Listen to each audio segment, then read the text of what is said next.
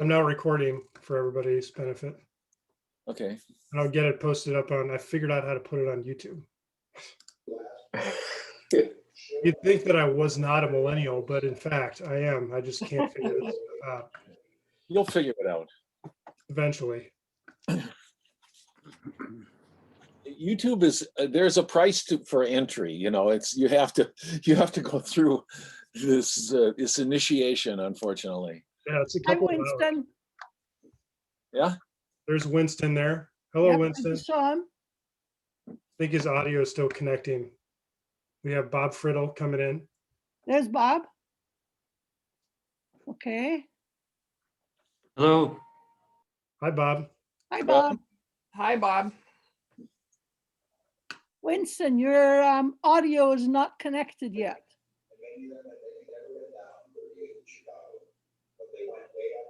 Hi, Chuck. Chuck's there. Hey, Chuck. Oh, Sergio's here tonight. I went and had tacos at the other night. Oh, nice. Yeah, hey guys, I'm you just had on my way home, but I'll be on tonight.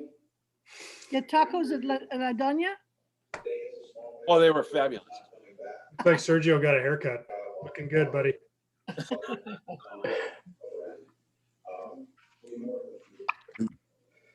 We got Olivia, and I think Winston. Did we get your audio in now? Hey, good afternoon. Sorry, I messed up. I have been. Oh, good. All right, and there's Ben. Okay, let me count.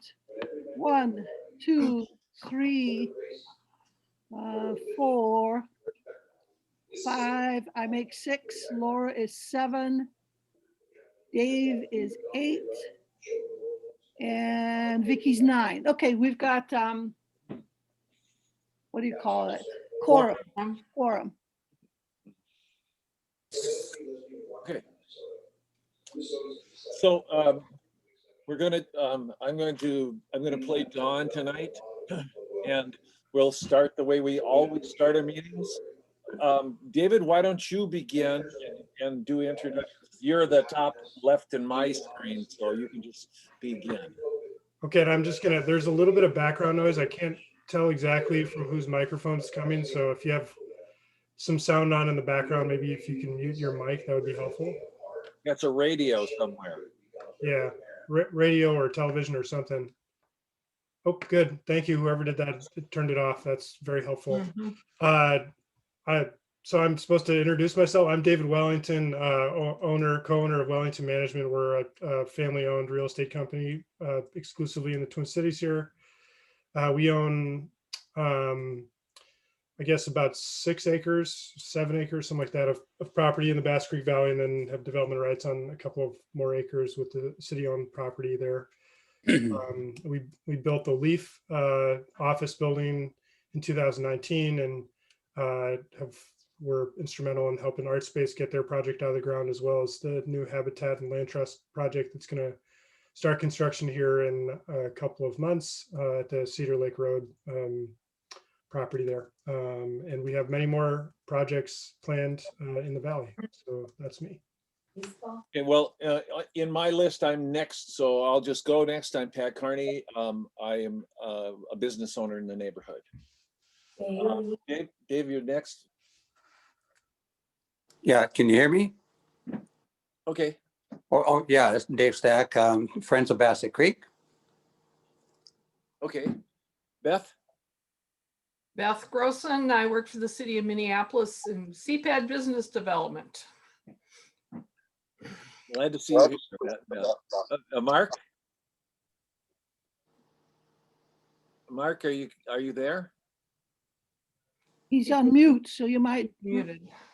He's muted. Why don't you let him know he needs to unmute? Baseball for the Twins. There we go. Hi, Mark Ellsburn from Pioneer Paper. Okay, Jerry, I think you're next. Hi, it's Jerry, and no longer live in Bryn Mawr or the Valley, but I'm temporarily just across the way. We're by the Sculpture Garden for a few weeks. So good to be back in Minnesota. It's all the snow yesterday. Jerry. Vita? I'm Vita Ditter and I live in Bryn Mawr and have been on this committee since the late 1990s. The biblical days, yeah. Yeah, this is my white hair. It's all because of this committee. Okay, Winston. Hey, good evening, Winston Bush, representing Bryn Mawr. Vicky. Vicky Moore, and I'm representing Councilperson Ellison. Bob? Back on mute. Okay, Bob. Oh, there he is. Hi, Bob Friddle, Director of Facilities, Design and Construction for Property Services for the City of Minneapolis. Great, great. Glad to have you here. Chuck. Chuck Sullivan, former ROC member, interested party. Sergio, if you can do this while you drive, if not, we know who you are. Yeah, no, I can. I'm Sergio. I'm the owner of Ladonia and been on the ROC just for a little bit here, but good to be with you guys tonight. Great. Ben. Hi, Ben Potachik, live in and represent Harrison neighborhood. Olivia. She's on mute. Oh. Hi, I am a Bryn Mawr Neighborhood Association board member, and I'm just here observing. I'm not officially a member of the committee, but Glad to have you. Glad to have you. thank Really. you. All the voices I help. Okay, Laura. Hey, Laura. Am I unmuted? Now you are on mute. All right. So I'm in Area 6 and I am a ROC board member. I am a business owner in Harrison. Thank you. And a great cook. Stack. Oh, that's no, that we got David. We're missing Eric yet. And Eric. Hi, everyone. Eric Elgin, Harrison resident and Harrison or HNA rep for ROC. Hope everyone's doing well. Okay, that's everybody. And the first. I think you guys forgot Ben. We did? I don't know. I went. No, No. Yeah, he did. Never mind. Yeah. Thank you, though. We have Dave Stack on twice for some reason. I'm just gonna say it again. I have this. I'm recording this just so everybody knows. It's gonna be. I know how to get it on YouTube now, so it's gonna get posted on YouTube soon. Okay. Okay. Can you teach, Dave? You need to teach us, the old folks, how to do some of that stuff. I keep trying to do those things. It's hard. Yes, hard. I'll do my best. Yes, I do online seminars in Lightroom and Photoshop, by the way. But I do get that. I do get paid to do that. Okay. The first thing on the list is maybe we want to begin by saying, is there anything else that we should have on the agenda that is not already listed on the agenda? Yes, we have a change in the Bryn Mawr Neighborhood Association's representative. Jenny Jurat decided he no longer could be on the committee, and in his place, God, we have Ben, I'm trying to remember his last name. Olivia, do you remember Ben's last name? Gansky, I think. Yes, Gansky, I think is how it's pronounced. And he sent an apology. He's on a PhD program, and tonight is a night where he's doing an exam. And he said once this is over, he'll make sure that he's available on all committee meetings. But for this night, there was no way he could change his final exam. Yep. Well, good. Tell him he's got to get an A then. So without further ado, then David Wellington, you can give us your update. I'm assuming I'm updating on the development in Bass Creek Valley. Is that right? So for some reason, I think my firewall has been tweaked recently by our third party, and so I'm not getting the emails. Oh, yeah, it just says here, update on Wellington project. So you can, David, I'll forward the agenda to you. Thank you. That'd be great. but in the interim, I'll just give an update on Wellington projects. Well, it probably would be better to speak from a map. So let me just pull up Google Earth real quick, and then we can speak from visuals as opposed to me just blabbering on. Give me 20 seconds, really. Okay. I'm going to share my screen. Okay. Can everybody see the Yeah. Google Earth map? Okay, great. So Yes, sir. we are looking kind of roughly at Bassett Creek Valley. I'm not getting technical with regard to the boundaries, so this is rough.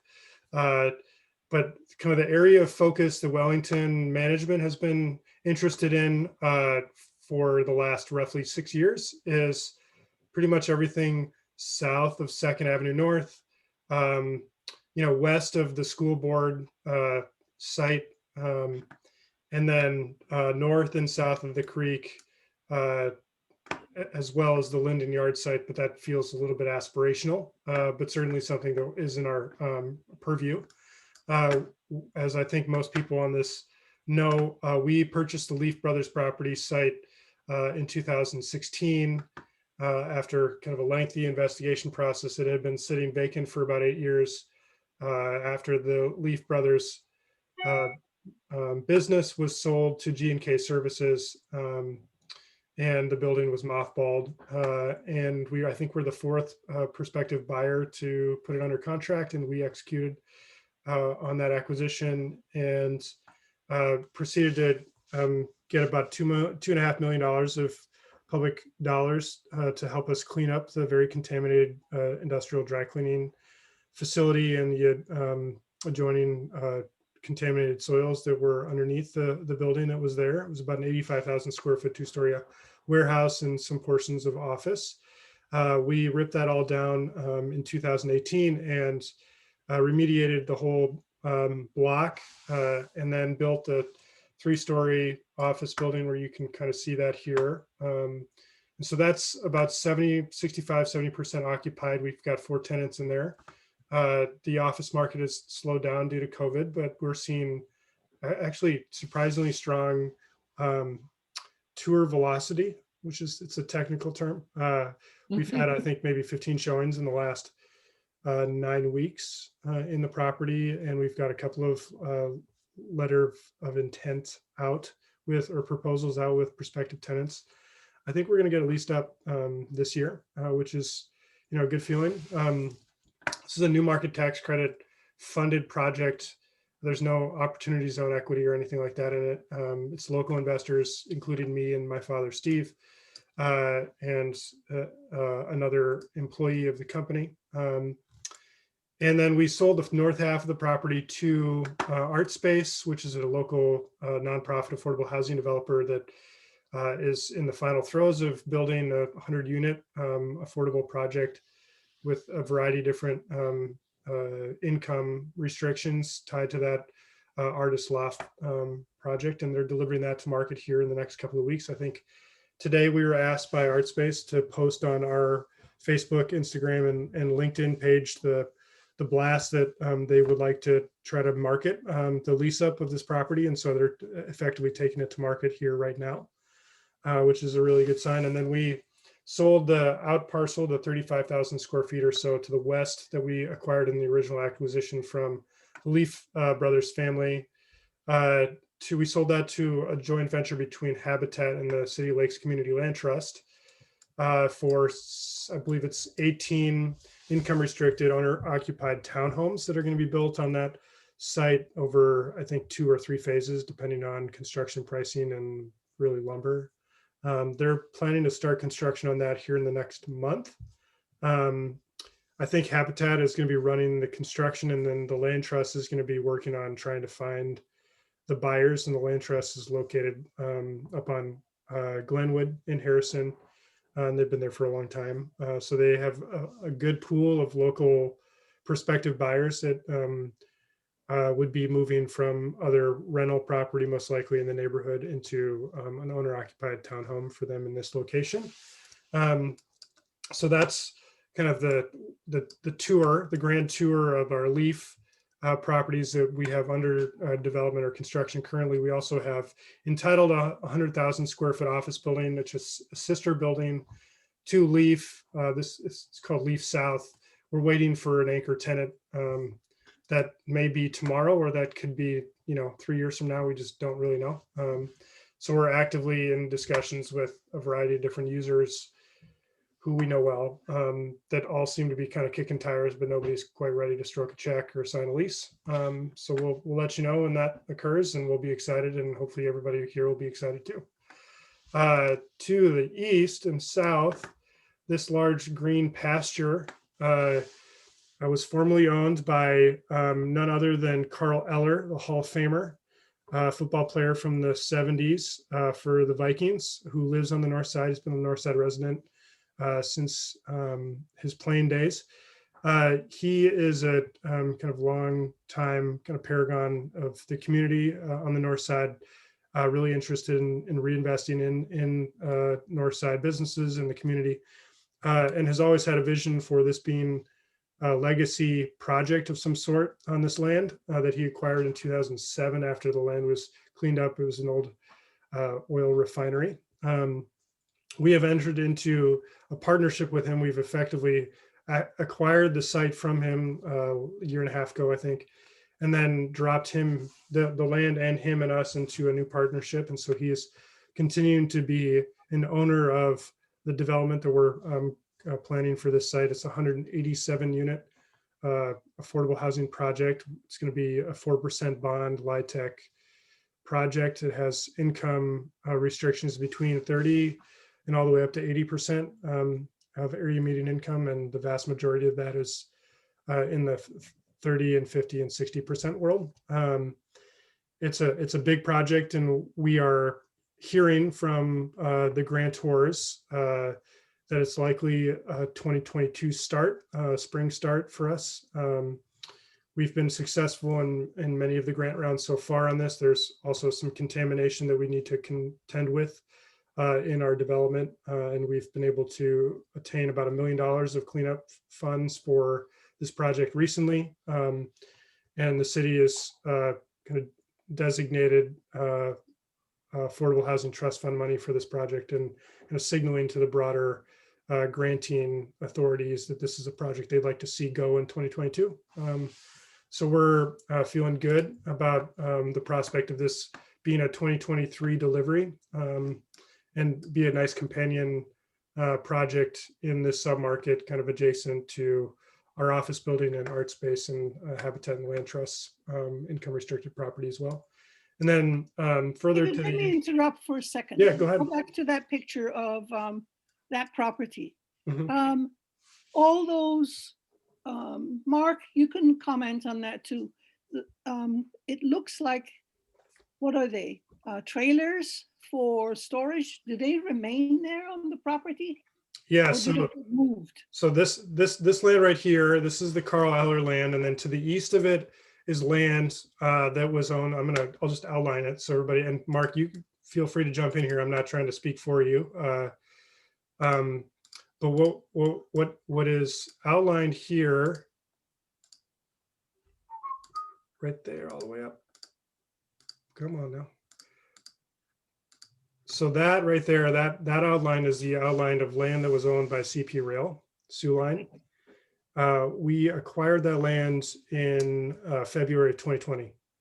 And that is land that CP Rail leased to Pioneer Paper. And Pioneer Paper parks their trailers on this property to store the paper feedstock either before or after their process. And Mark, you might want to jump in here because I'm not super fluent as to if it's before or after your processing.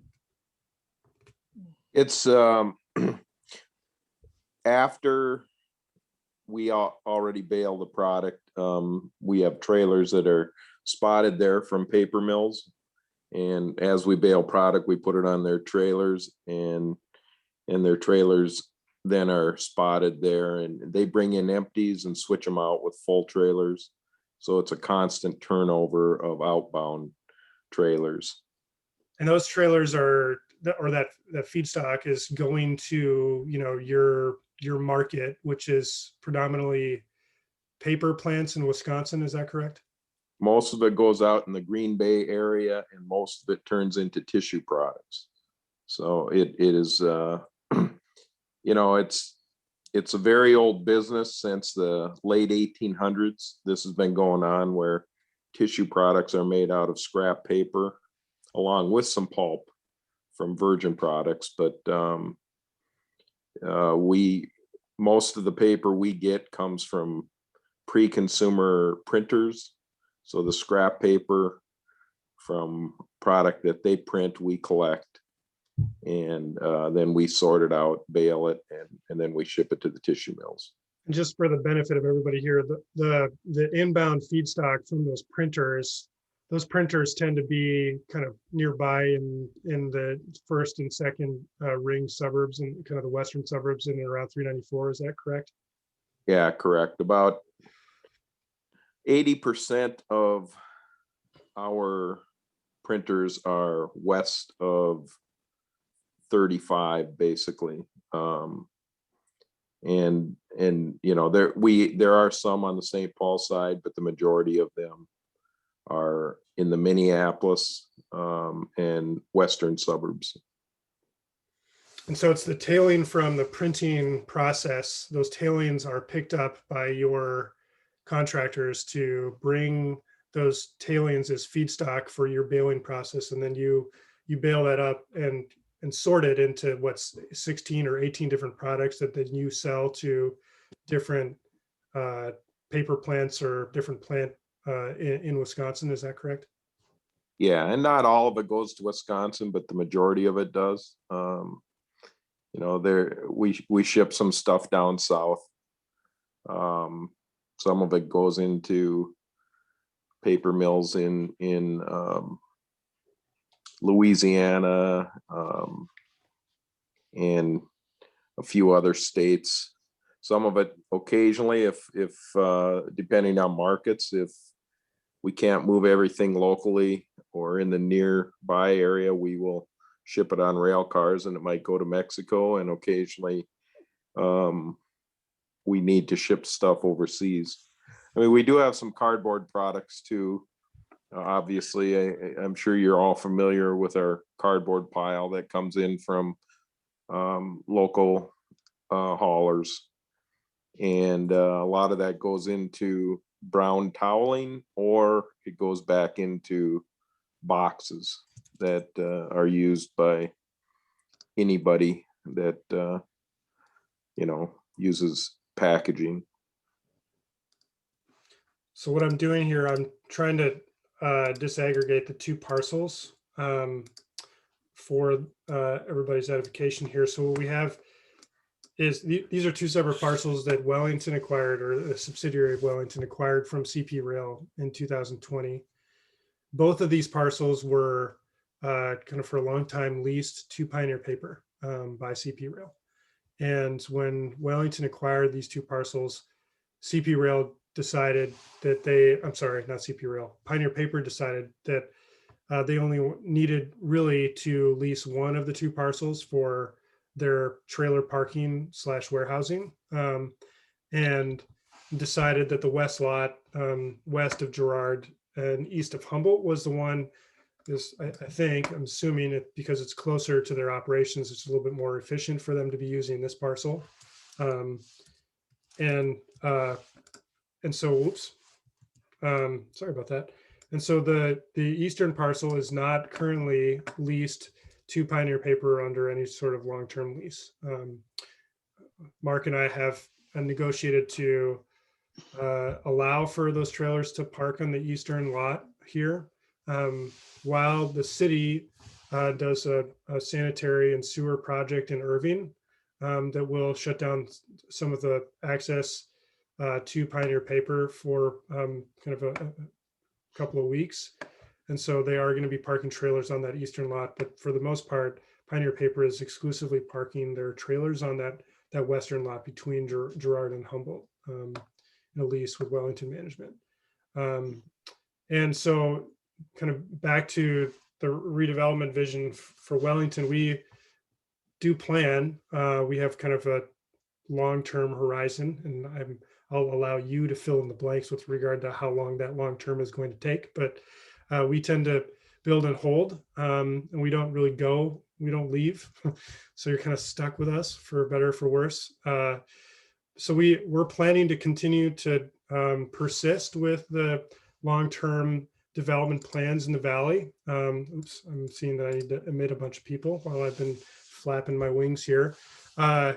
And it's anybody's guess really how long it's going to take for us to be able to fill out the development palette effectively for the rest of the valley here. You can see there's quite a bit of vacant land. And there are a bunch of extenuating circumstances and challenging issues that are tied to the soil contamination, the floodplain, the groundwater, and just the soils themselves are very difficult to build in, that are a significant hurdle for any developer to be able to overcome in a distressed economic environment.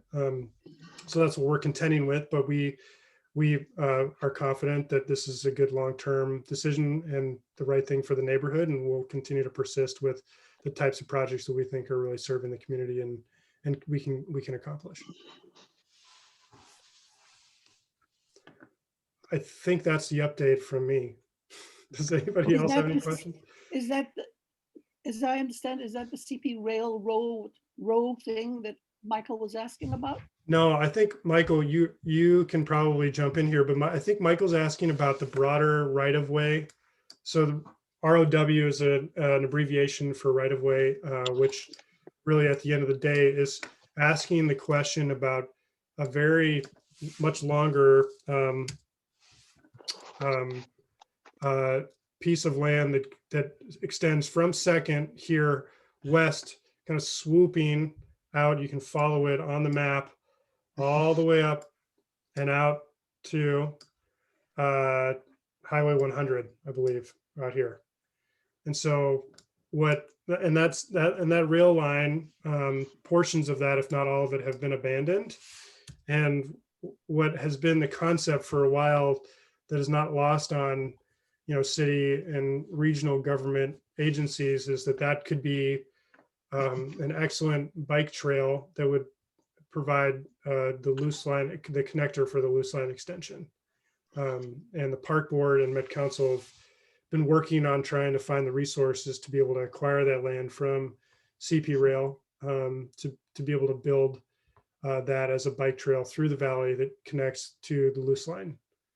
And so I think Michael's asking for an update on that.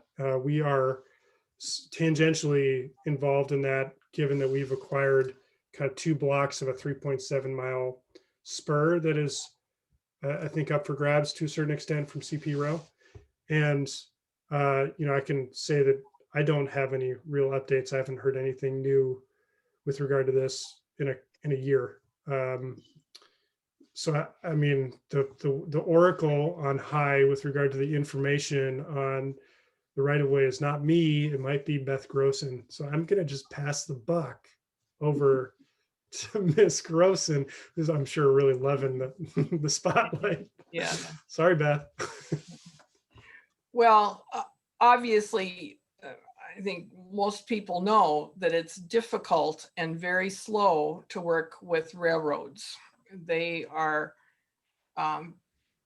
very powerful. They've got a lot of control, and I can report that there have been multiple contacts virtually every month, and that in general, the CP Rail real estate people have been open to the idea of the public buying the property and using it for the bike trail. But they're short-staffed, and if you've been following the news lately, there's been this big merger with this other rail line down in Kansas City. So this is obviously not their highest priority issue. So one could hope that there could be an agreement maybe within the next year to buy the property at fair market value, but there still are some other processes involved with abandoning rail lines. And so even if there's a literal deal, there are other processes to go through. But hopefully within, say the next 2 to 3 years, this will, really come to fruition. I mean, as a human that has acquired land from a railroad, it's easy. It's no big deal. Just show up with some money and they'll hand you the deed. No big deal. Yeah, not for you either. It took years. Yes, it did. It took several years, and we had our in-house general counsel running the transaction as opposed to one of our in-house brokers, because it's very complicated and it just they do not make things easy. It's very difficult. But they like money. Yep. So Bob Friddle, have you got a presentation for us this evening? Yes, but if you don't mind, if I could ask David a question, I'm curious about the 180 something unit proposed development. How many stories is that? It's planned to be 5 total stories, so 4 stories of stick over 1 story of podium product. And we'll have effectively 2 stories of parking, 1 at grade and then 1 in that podium level. Okay, and by podium products, you're talking about small retail kind of things, or? It's actually not zoned to allow for retail, and so we don't have any plans for commercial on that first floor, but it's gonna read like that from a physicality standpoint. It's concrete on that first level, and then 4 stories of stick framing above it. Okay. All right. Thank you. Mm-hmm. Okay, Bob, you're on. So I am sharing a presentation that I shared before, and maybe I should have started the slideshow first. Here we go. So because I realize not all of you may have been in meetings a couple of years ago when I attended a few neighborhood meetings over the time that we were designing this project. So again, I'm Bob Friddle. I'm Director of Facilities Design and Construction for the Property Services Division of Finance and Property Services of the City of Minneapolis. So my role is to direct facilities design and construction for city properties, which include police stations, fire stations, city hall, public works facilities, and the impound facility, which is a public works facility. So this presentation was given a couple of years ago and started with a satellite photo showing the impound area. And I'll just run you through this quickly. Most of you are familiar with the facility there under the note here, the entrance off Colfax, the public parking, and then the secure vehicle storage that's on both sides of Van Wyck Memorial Boulevard. The goal for this project has been to reduce the footprint of this part of the impound facility and make, by doing so, make an area that I'm circling here available for development. So this is roughly 500 cars of storage area, and hopefully we'll be able to transfer that over to CPED when this project is done, and hopefully it can be developed as a complement to what David's company is doing on the other side of Bassett Creek. In order to do this, we did some work under 394 down in the bottom right-hand corner so that we could store some vehicles there because we needed to free up the site for our construction. And also within the site, there is the MPD forensics facility. So this is a small shop where they take apart cars that are involved in crimes to find evidence. And there's also an area here indicated as a vehicle auction area. The city's been trying to do auctions elsewhere, and the long range plan is to do those auctions away from this property as well. So right now the construction is primarily in this area by the red balloon. So we've freed up these 500 cars and we're building a new impound facility here. It'll have a new entrance and exit off of Van Wyck Memorial Boulevard. And when we occupy that facility, we'll be able to tear down the existing facility and park cars over at this end. And then we'll be doing that work over on the west side of the site as well, and eventually freeing up these two parking lot parcels right here. So one of the things you'll be seeing in some of the next slides is a rain garden. Currently, this area drains into Bassett Creek unfiltered, and part of the effort in this project is to redirect all the drainage into a stormwater retention area and rain garden so that it can get filtered before it goes into Bassett Creek and onto the Mississippi River. This next drawing is this area right around the red balloon. And I think you'll recognize it. And this is a early design drawing showing the new building in gray. Here, the entrance off of Van Wyck Memorial Boulevard, which is about 10 feet higher than the ground level of the building. So this driveway comes downhill as it curves, and then has an entrance for drop-offs and parking for customers, as we like to call them.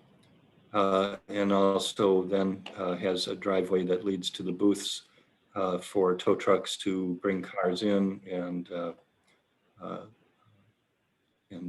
out.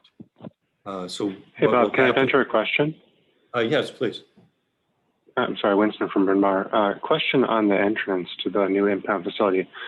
Do you have any insight for traffic control from Van Wyck Bridge onto this new street? Well, we don't have any types of stop signs or traffic lights planned for Van Wyck Memorial Boulevard. We did add a left turn lane, or we are adding a left turn lane here in the southbound lane of Van Wyck. We will have to see whether there is significant traffic concerns. We did do a TDMP as part of our design study and didn't feel that it merited traffic control. There's been talk as the area to the west gets developed that it would make sense for the entrance to that area to the west to be directly across the street here. And then of course there'll be more traffic for the area to the west, which I think Beth is hoping could be kind of a low-rise office park type of development. My curiosity and my caution is fairly blind corners going over that bridge and folks speeding like the Dickens over that bridge. But I guess well, to come on information. I would have another concern, and that would be the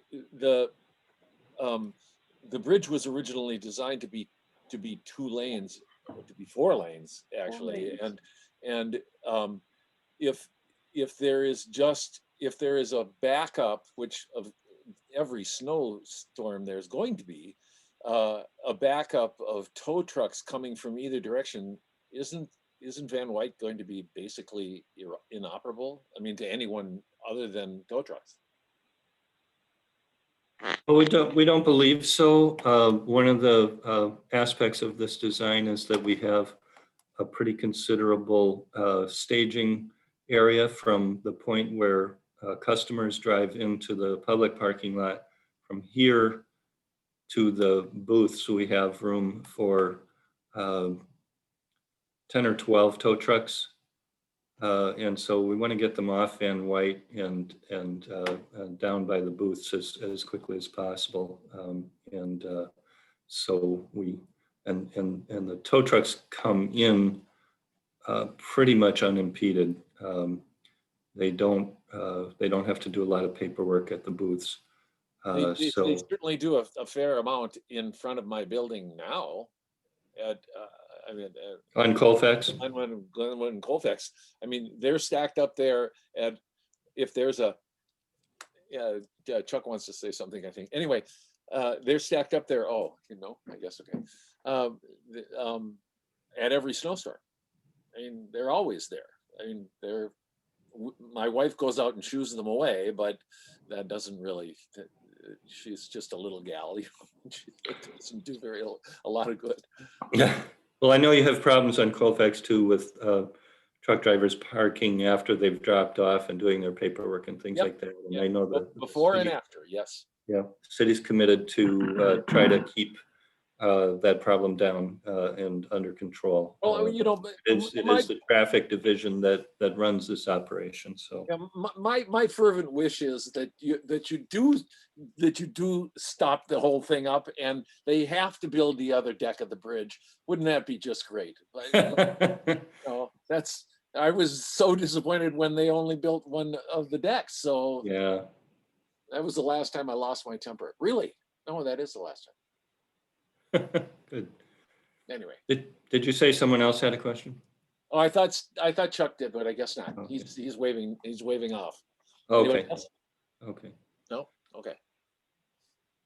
All right. So as I was saying, there's a rain garden here, and all of the drainage on the site drains to this rain garden. So it actually starts over here and then goes underground to here, and there's more rain garden along this side. So Bassett Creek is fairly well protected from the runoff from this site by this series of rain gardens all around here. So what also will happen with this building is the public will come in, make arrangements to pick up their cars, then they'll come out to this little turnaround here, which is the van pickup area, and they'll catch a ride on the van to their car.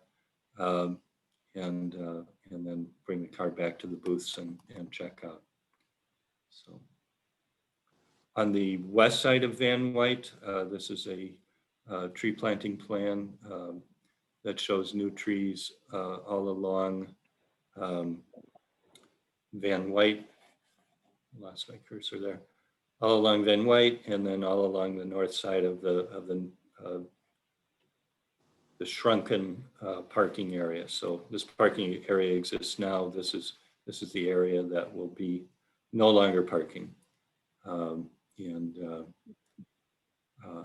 These areas are treed already. So Bob, wait a second, go back a second, Bob.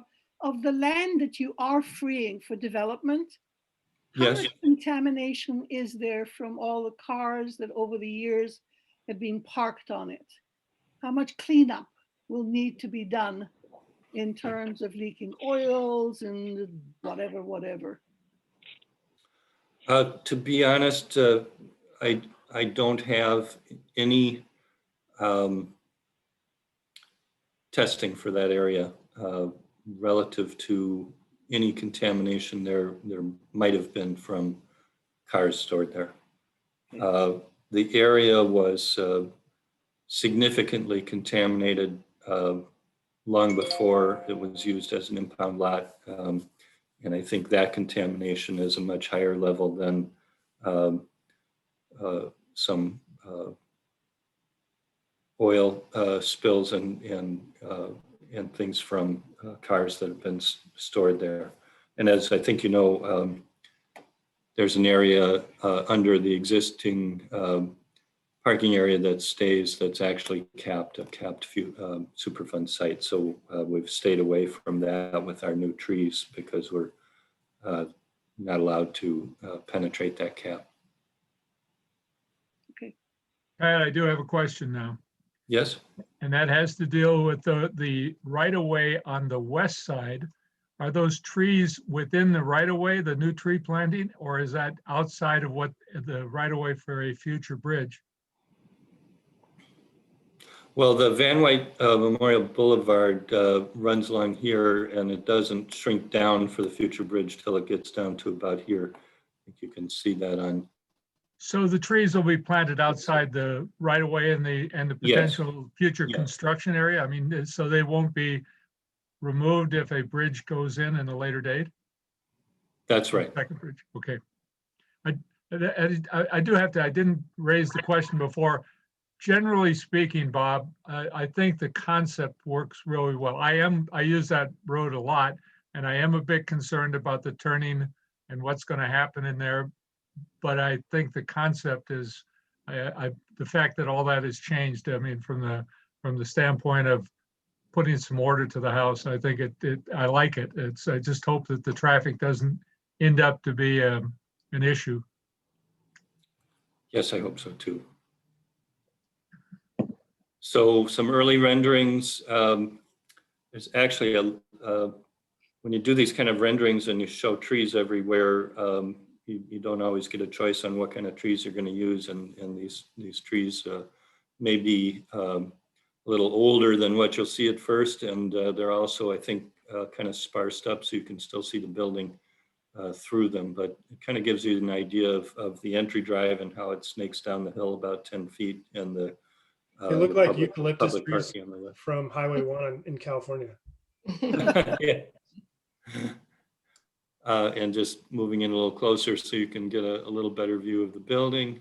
And then from the bridge end of Van Wyck Memorial Boulevard, which is up at about 20 feet above the building and up a little closer. On that previous rendering, where would the fence line be related to the two different areas of trees? Is the fence line right behind the upper level of trees, or? Oh, you're gonna like this. So the fence line actually starts at the building, the security line, I guess I should say. It goes through the booths, and then it runs along here and over to the bridge. Oh, nice. So this is all public area. There's no fence line along Van Wyck Memorial Boulevard. We have a fence along the Bassett Creek side. And that fence then comes across. It actually comes across here and over here. So the van drop-off area is a secure area. And the fence line surrounds it. So this is public parking. And then there's a gate here, but then there's also another fence, an additional fence that comes along here and crosses here. So this is overflow parking. So when we have very busy time and spring and fall sweeps and snow emergencies, we can open the fence here and let public park all the way back to here. And they still have to come around to the front entrance of the building and go through security in the building to get to their car through the van pool. And this fence that is here and also over here, this is a decorative fence. This is not a chain link fence. So When it's you're a talking- nicer looking fence. Bob, when you're talking decorative, does it pick up the theme of the fencing that was done for the Van Wyck itself, so that it becomes a coherent visual display? I couldn't say. I'm not familiar with the fencing for Van Wyck. Okay, we had an artist do that for us. Oh, well, The it's design. oh, then I do know that fencing. I'm sorry, I couldn't remember it. It's that metal it's fencing, yeah. It's not an artistic fence. It's vertical, black iron, like 1/2-inch square tubes on 4-inch centers or so. So and it's believe 8 feet high. So it's just a black iron fence. It's not chain link though.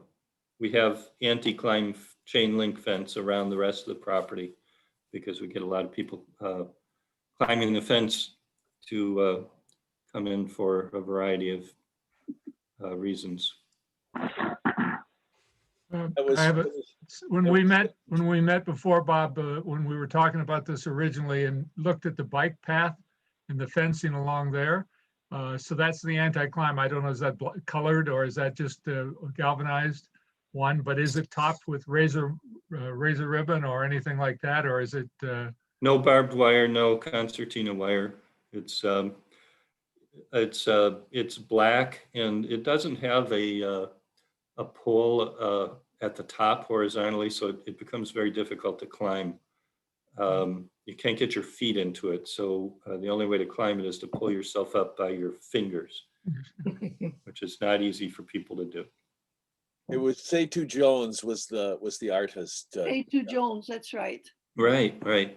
Did a beautiful job. There's no way to copy what he designs so that you don't have to redesign again, just using his design. Well, he owns the copyright, so you'd have to work with him. But I thought the city might, since he did it for Van White. Okay.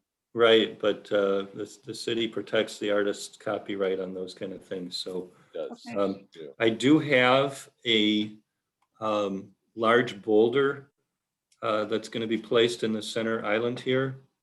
And I also will be, or I should say my division will be lobbying the Public Arts Commission for additional public art for this site. We don't have a public art designation for this project yet, but I'm hoping we can get something going. When you talk a large boulder, it's a real piece of stone. It's not the phony stuff that's. Oh no, it's real. It is It's real.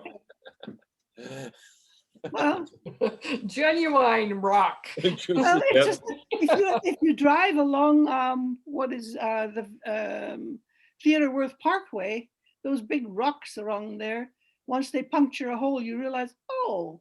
Those are Disney rocks. Are they really? Oh. Yeah. Oh, anyway. Well, that's too bad. No, this rock I found over in the west lot, and I said, we need to have that in a nicer location. Thank you. Okay. So these are some additional early renderings, and I'm going to just pass by that quickly because I have some photographs for you. Just plan-wise, when I show you the some photographs, which hopefully will work. The main entrance is right here by my arrow. The lobby is here. There are 9 service counter stations here. There's a small conference room and a security lookout so that the person who's in charge of security can see all the way down here and into all of these spaces. This is an overflow waiting room that we can use, the city can use as a training room or conference room when we are not having spring and fall sweeps and snow emergencies. And then there are indoor public restrooms, a big improvement over the current situation. Locker rooms for the staff and break room and storage rooms and offices all in the back of house area. Once again, some renderings showing a little bit of the materials that'll be there. And we didn't have daylight studies shown on these renderings, so they don't really show as nicely as they could. So I'm gonna also try and share some indoor photographs here. And I'm not sure if I'm gonna have to. There they are. Yeah. I may have to open these one at a time, so we'll see. So this is the training room that I just showed you, and on the right is the service counters. And let's see how this works. Oh, good. Yeah.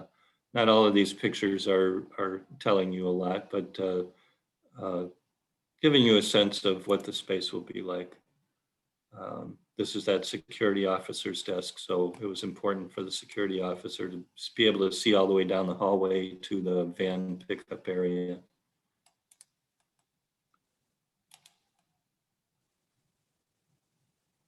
So the space is very nicely daylit, and this is the view from behind the security counter, looking at the main entrance and the training room.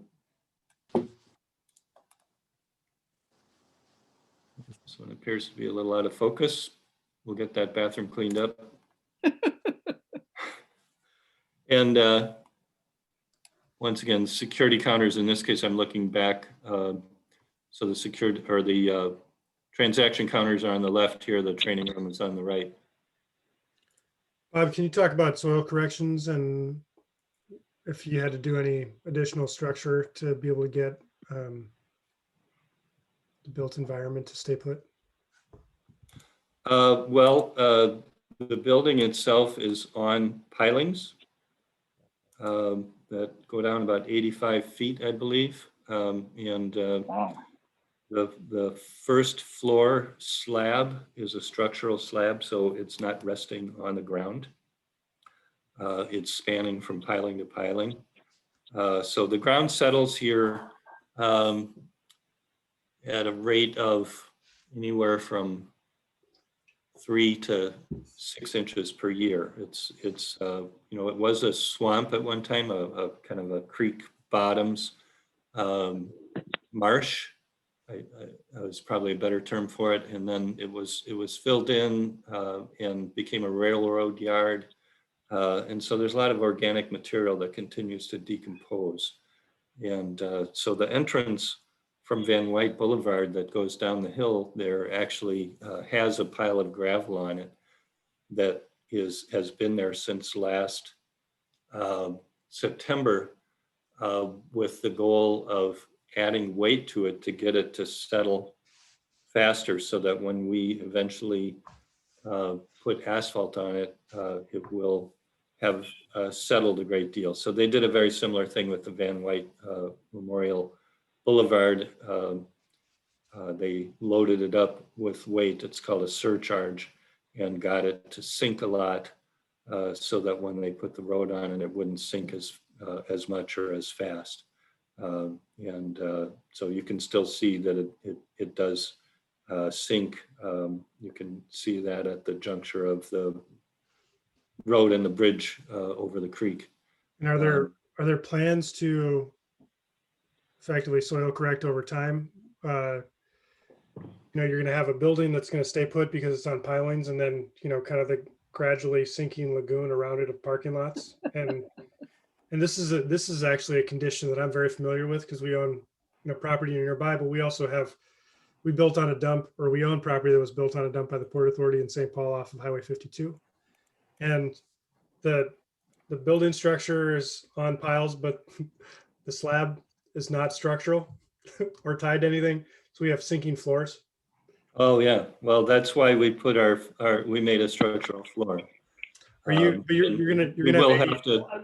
Yeah, you're gonna have ADA issues with cracks in the concrete in the parking lots. So Yep, we're aware of that, and we'll take care of that. You know, this is a public works property, and it's run by the traffic division, so they're very adept at taking care of their own properties that way, especially when there's a public element here. They don't want to get a citation from me. Is that what you're saying? That's right, from themselves. I've got a few pictures of the outside too. Some of you have seen this, but I've got some pictures from the backside too that you may not have seen. Bob, when are you expecting this project to be complete? Well, the plan right now is that this building itself will be complete in June. Of this year? In June of this year, yes. But they won't be occupying it until probably August or possibly September, because we can't really put the road in from Van White until September. And so there's no need to occupy it before then. But once we get that road in, then we can move the staff over to this building and then commence with the work of tearing down the old one and finishing up the project. So the project actually won't finish up until the end of this year, because there's work to do on the west lot and work to do on the demolition of the existing building in the east lot. And when you finished building the road and you've opened it all up, does the Colfax Street get closed so that your trucks can no longer use it? It's going to have a gate, so it'll be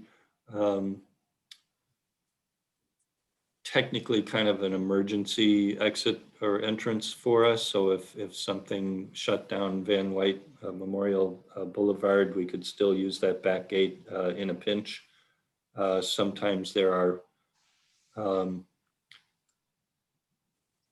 things that are towed in that might be easier to bring in at the back there. So a semi trailer that someone's abandoned or a yacht or something might be brought in by that back way, but it's not intended to be used on a daily basis.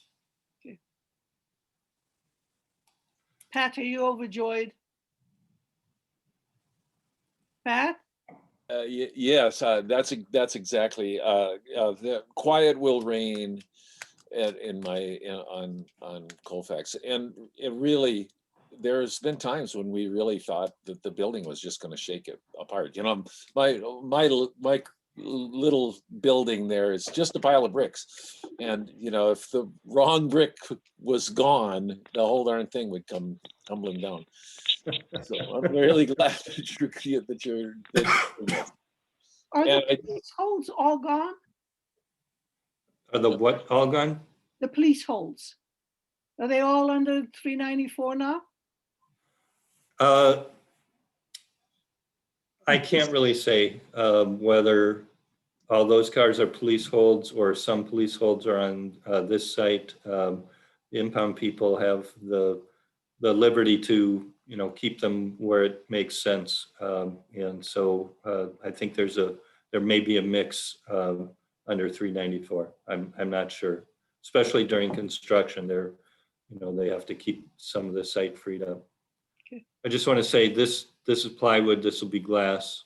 I was there just a couple of weeks ago and took these pictures, and they're still putting the windows in. It should be pretty much all in by now. But this will be the glass main entrance, and the training room is behind these windows. And the big rock will go right here. So, two questions, Bob. First question is, I see you got the asphalt. Is that asphalt in this year? That's pretty early asphalt. That's City Asphalt Company probably, right? The City Asphalt. Well, our contractor is LS Black, and I couldn't tell you where they got the asphalt, but they had a warm winter and were able to get it in November, so they went ahead and did that. Some of the projects I inspect are just getting the asphalt in. So anyhow, the real question is that the budget. I remember there was a fairly tight budget. How are you on? What did the budget end up here? Or where are you now on the budget? We are on budget, and we're ahead. We're on schedule in the aggregate. We're ahead of schedule in a couple areas, and we were a little behind schedule with the windows, but on the aggregate, we're on schedule. So we have a little contingency money remaining for conditions that we might find in that rain garden area, which is got to be dug out a little bit, and we're not sure the extent of contamination that we might find there. So we might have to haul more than we've planned. So we have some contingency money for that, but we also have an alternate for paving some of the areas up by the new or by the old impound facility that we can hold off on paving if we end up needing money. So we're well within our contingency so far. Contractor's been doing a great job for us. Good job. Yeah. Yeah, well done. You might be interested to know we went through a best value procurement process on this project. And so rather than just taking the low bid, we were able to value the proposals that we got and ended up not taking the low bid because we felt that LS Black gave us a better value. They scored higher on points than the firms that had lower bids, and that's proven out for us. They've been a great contractor to work with, and I'm really pleased about it. It was kind of a pilot best value project for the city, and it's gone very well. Excellent. Really good idea. Hey, Bob, this is Jerry Krause. I met with your colleagues about solar on this site, and I think they eventually came around to, well, any building we're going to build is going to have solar capacity on the rooftop, even though building a shelter over these cars that are parked there was not in their mind feasible. Is that still the case, that solar is going to go on top of this building or has the capacity for that? That is still the case. It does have the capacity for that. Yes. And the city has a very aggressive solar program all over the city. If you want to learn more about it, you can take a look at the CLIC presentations that will be coming up and past year's CLIC presentations. We have our energy manager has examined all the city properties and has plans to install solar on as many properties as we can. Generally on rooftops is cheaper for us than areas where we have to build a separate structure to support them. So those rooftops are prioritized. So we have solar on the convention center. We have solar going in on our new east side storage and maintenance facility up at 27th and University. We have solar planned for our Hiawatha maintenance facility expansion. We have solar planned for our new fire station downtown. We have solar on our new downtown office building that's going to be activated in just a couple of weeks. We're well on our way. We're ahead of our plan to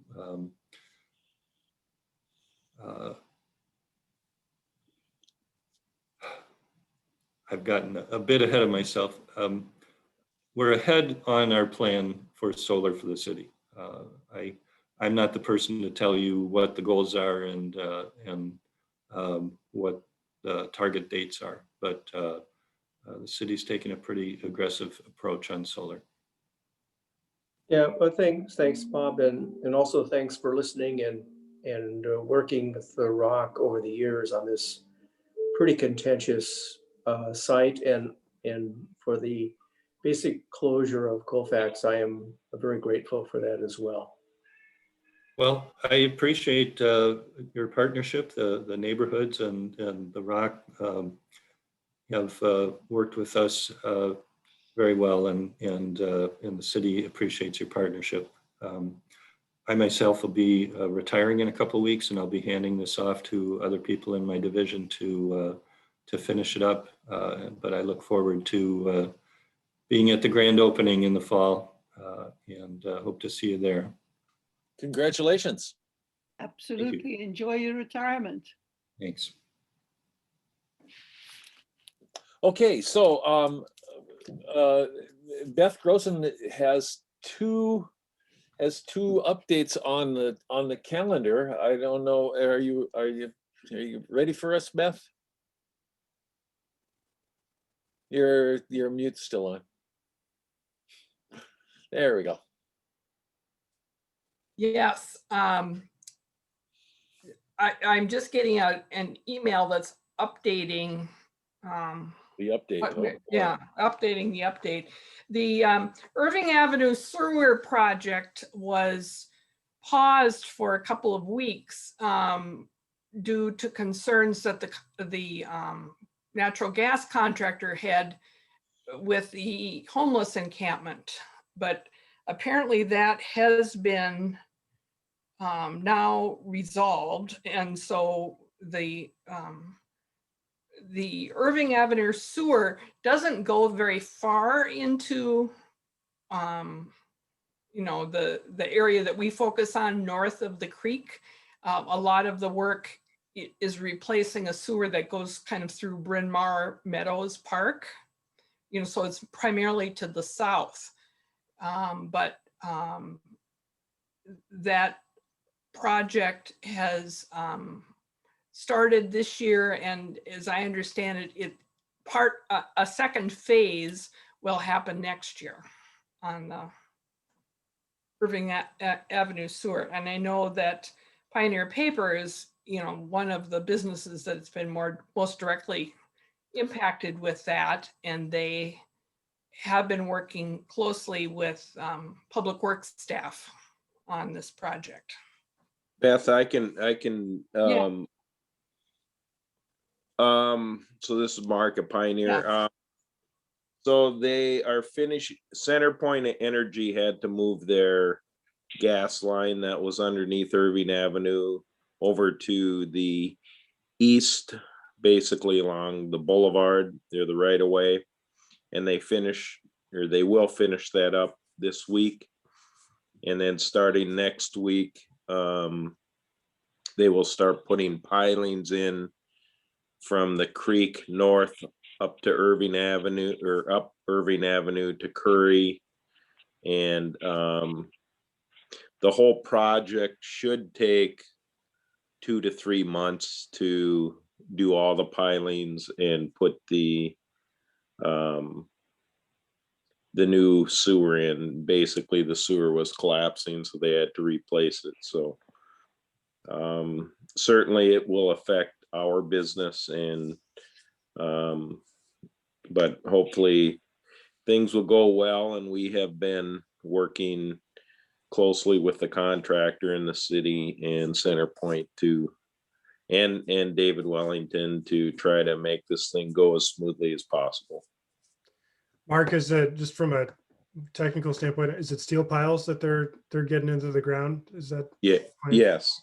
And they plan on starting on Saturday, actually. I mean, the contractor's working with us between our two buildings south of the railroad tracks, between the tracks and the creek. They're coming in to put pilings on Saturday that will cover about half of that block. And then on Monday, they will start moving further north. And you know, it certainly will interrupt some of our traffic, but I think the communications and the cooperation has gone very well so far. So there will be some headaches, of course, but whose cell phone gets to get rung when the piling starts on Saturday morning? Because mine was the one that got it with Leaf. Oh, it will be loud. And it'll be loud for probably a month, probably a couple months. It's going to be loud going all the way up to, up to Curry. Yeah. They only can move 10 feet in a day. So it takes quite a long time. Yeah. So, Beth, do you have some update on the homeless encampment? Yes, I can report that the city is trying to keep the Van White and Second block, the original site of the homeless encampment. Tried to keep that clean and fenced, and to shift the homeless to only be on the west parcel, west of Girard. The effort that was made to try to clear the encampment, what was that, about a month ago now, did not go well, and the police left the area. And honestly, I don't believe that CPED is going to be real, leadership isn't going to be very motivated unless there's really a big life safety issue. You know, if there's a shooting or some other, you know, extreme, you know, action that changes the situation, then maybe the police will cooperate and there will indeed be a clearance of the encampment. But given, you know, the anxiety related to the trial and everything else, I don't believe that this is the most high priority, you know, effort right now. But I am trying as much as I possibly can to keep the fence secure and to, you know, remove the encampment feeling for the businesses north of 2nd Avenue to, you know, more or less try to improve that, you know, area.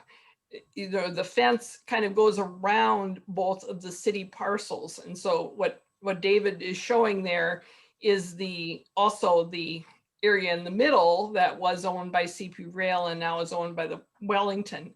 And so that has been left unfenced. And the plan is, as needed, Pioneer Paper may be parking some of their trailers there during the Irving sewer project.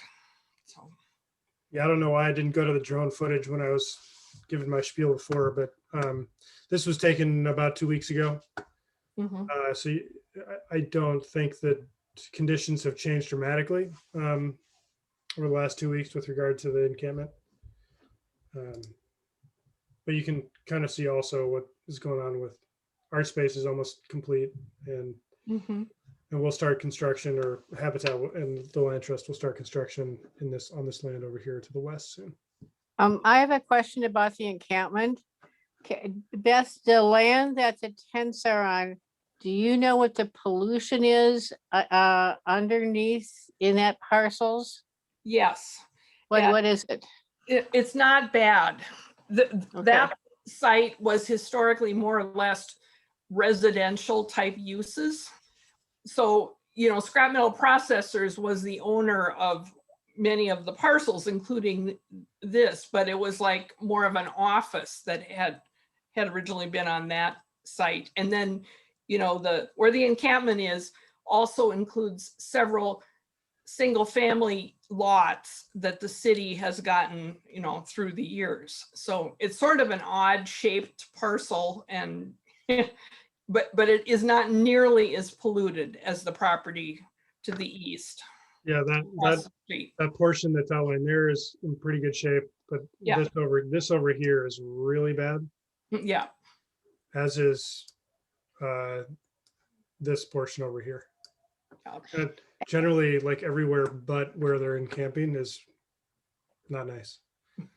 Has I got another question. Any effort been made, you know, with the Holman decree, there were whole sections of land that were clean to residential standards, that when the economy went down that time, the parcels where there was to be like single family houses built, has there been any effort made to sort of negotiate with the people at the encampment to perhaps move into that area where we know is really been cleaned to residential standards? Because even if this is not really polluted, I recall long ago, the Department of Health, you know, sinking those tubes way down into the ground just to see what was moving underneath the ground. And so my worry is that people are having basically sleeping close to the ground on areas that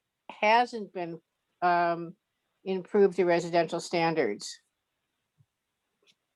Is that, am I being too circular, or do you understand what I'm asking? I understand what you're asking, but I don't believe there are obvious clean sites that CPAD would invite the encampers to move to. Well, I mean, Yeah. also just, I'm gonna put words in CPAD's mouth because Yeah, CPAD can't yeah. put some of these words into their own mouth technically. But CPAD isn't really interested in creating a policy to allow for encamping on city-owned property. Like that's not that's not a safe policy objective that they're gonna try to go right. No, Because I think the land in question is owned by the Minneapolis Housing Authority.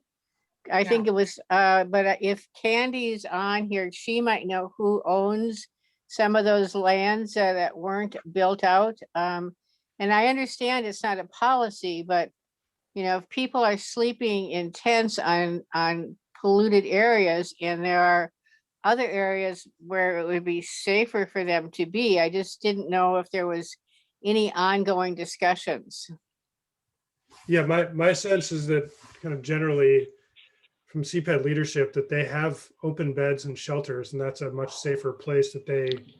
That is not good. People do not Oh, no, like shelters during COVID, and it's And- not safe.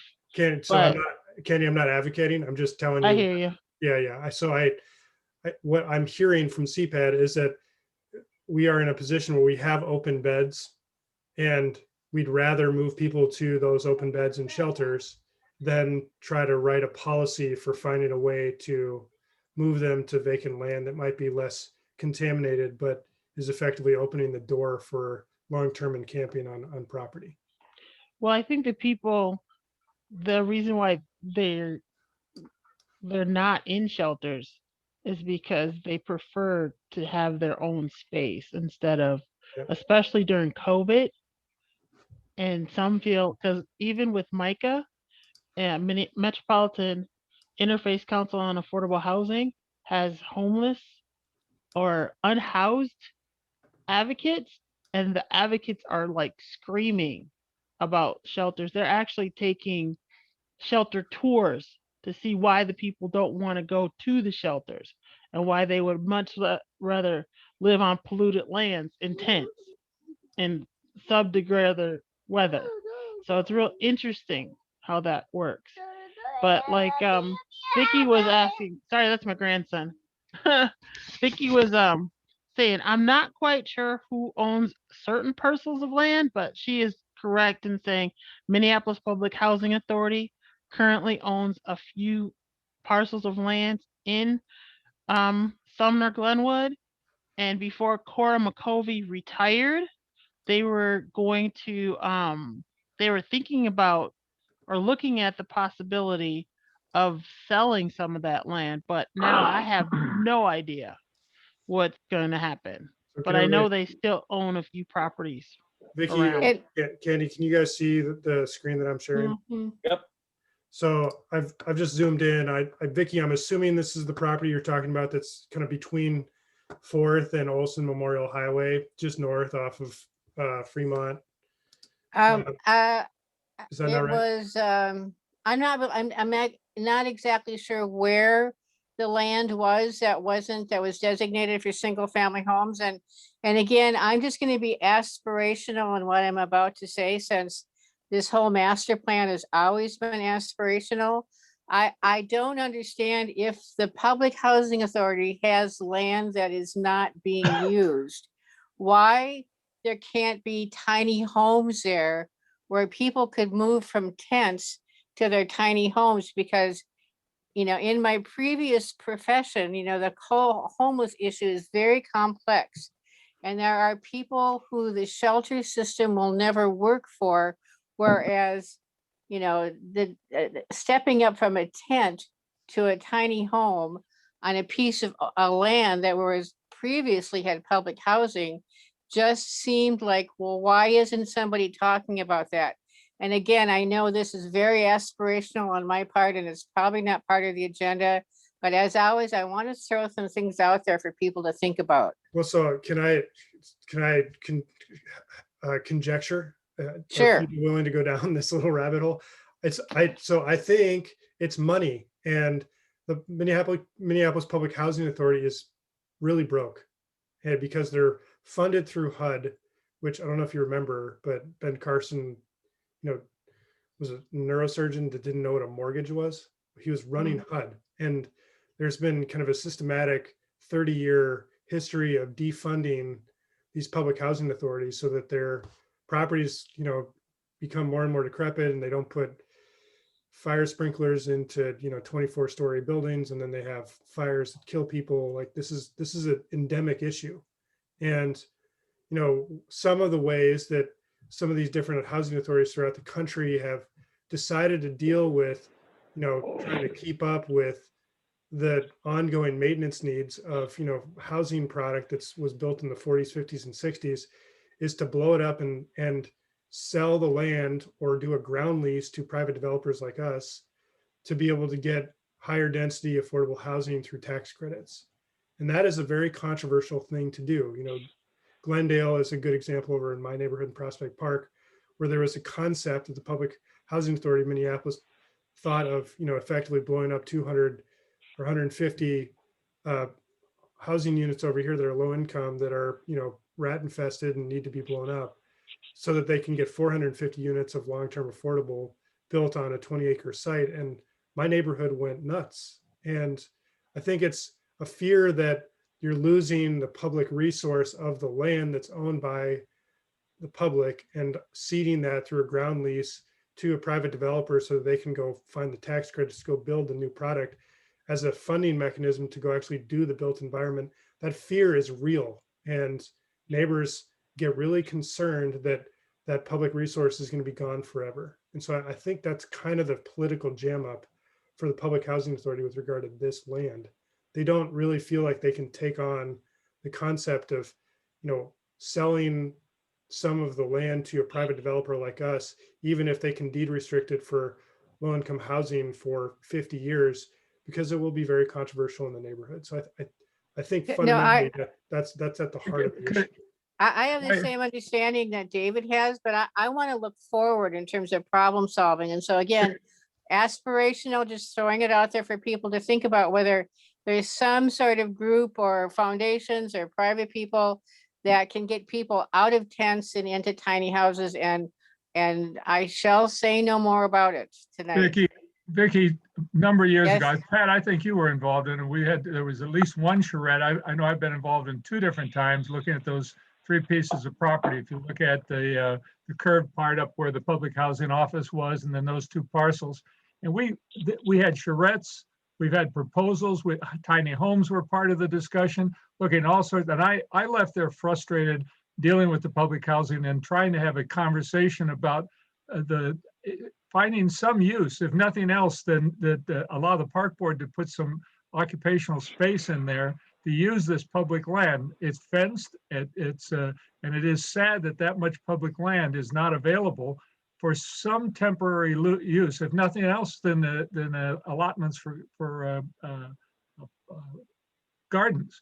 And I think that I'm supporting what you say, Vicky, but I think that this is probably part of the problem, and I don't know whether it's the public housing, but there are opportunities, but there is no money. That does come down to it. To have a further discussion, finding somebody that's willing to carry this forward with cash.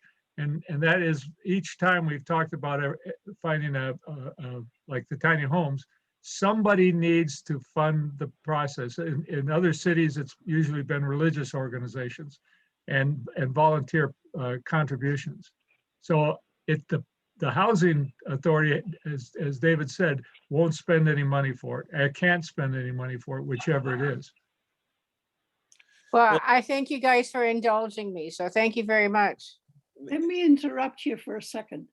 Lisa Goodman has her lunch with Lisa on the 28th of this month.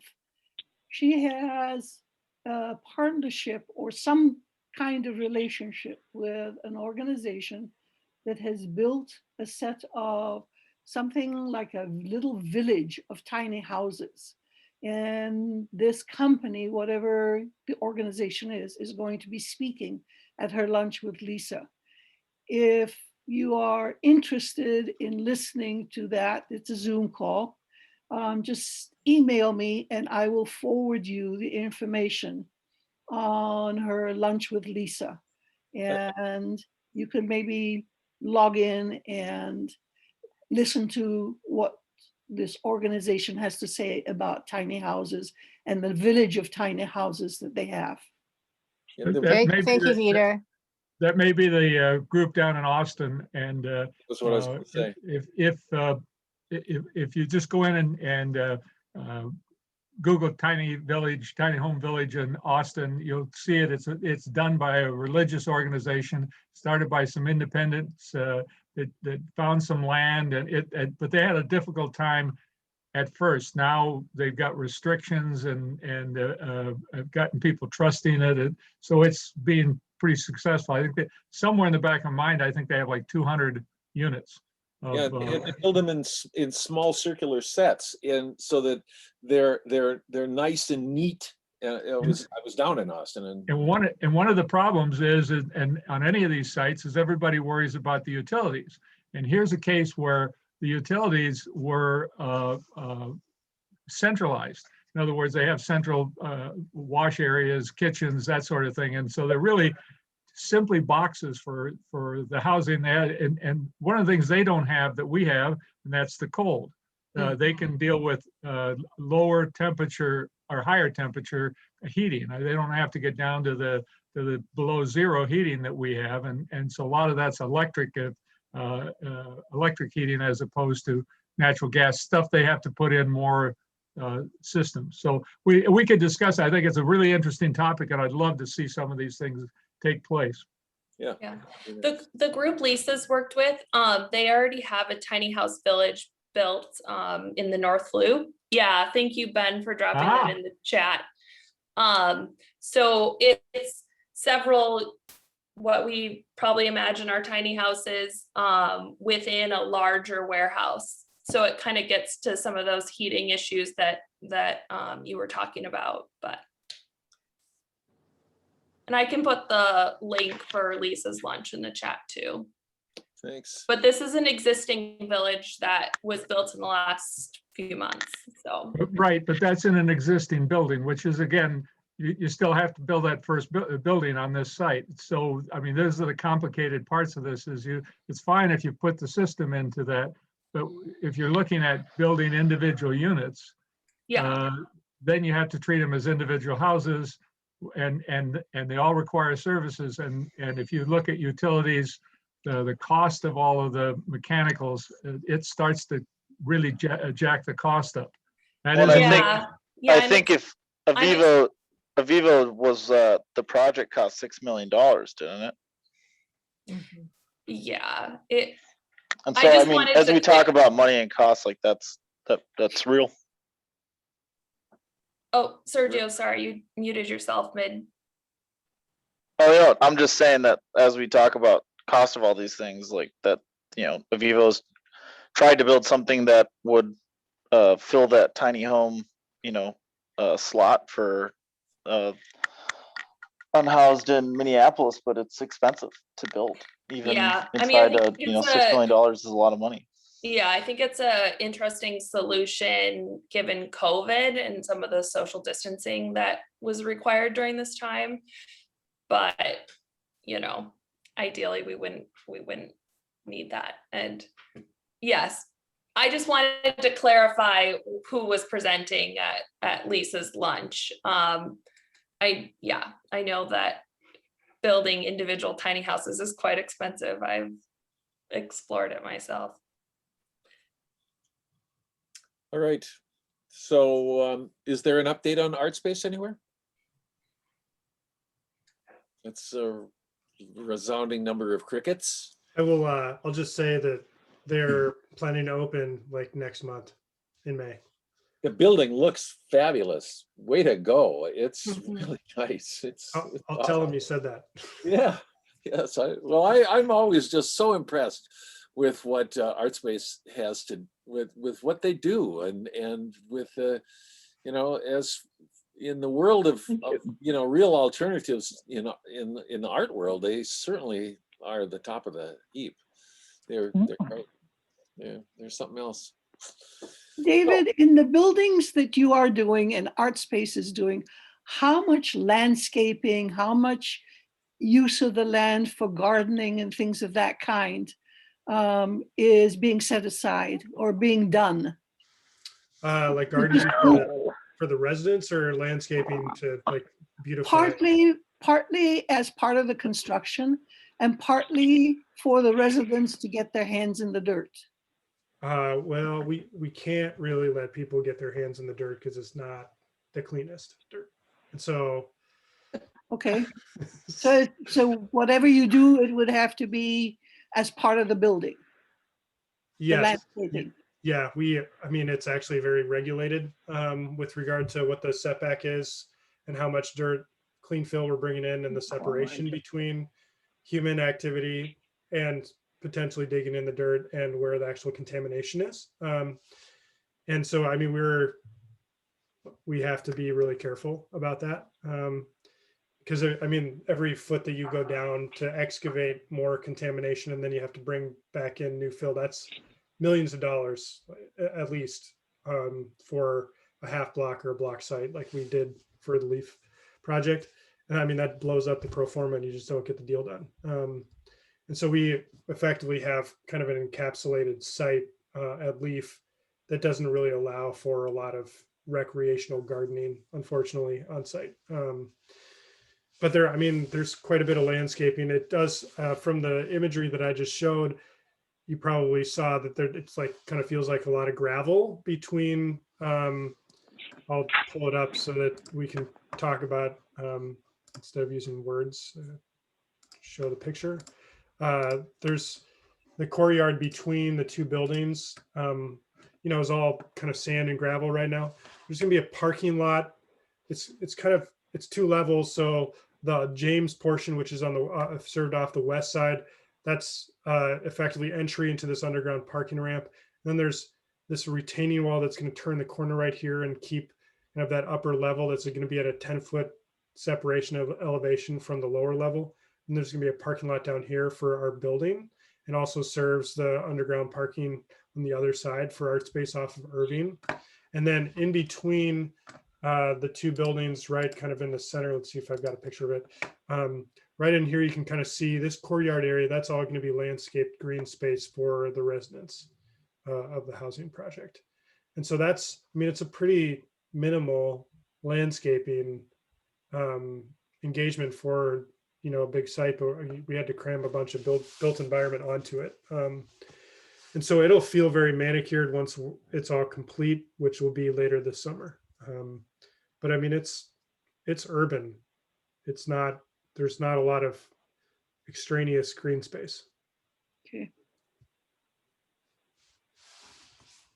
Which is why we need to make the creek the park.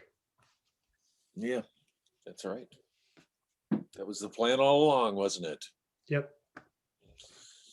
So is there any other new business or old business? I just wanted to mention that that Mike Martins has joined us from the space station, and I think that's really great that he got all the way there from the space station.